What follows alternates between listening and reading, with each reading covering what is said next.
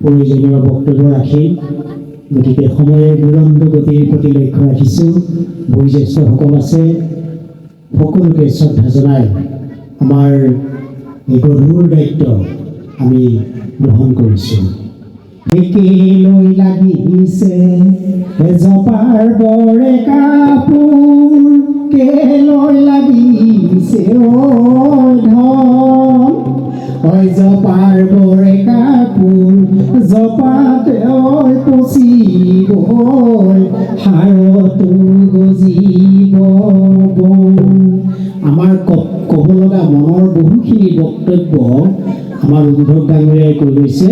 গতিকে এয়াকে সাৰোগত কৰি আজি আমি দায়িত্ব গ্ৰহণ কৰিছোঁ।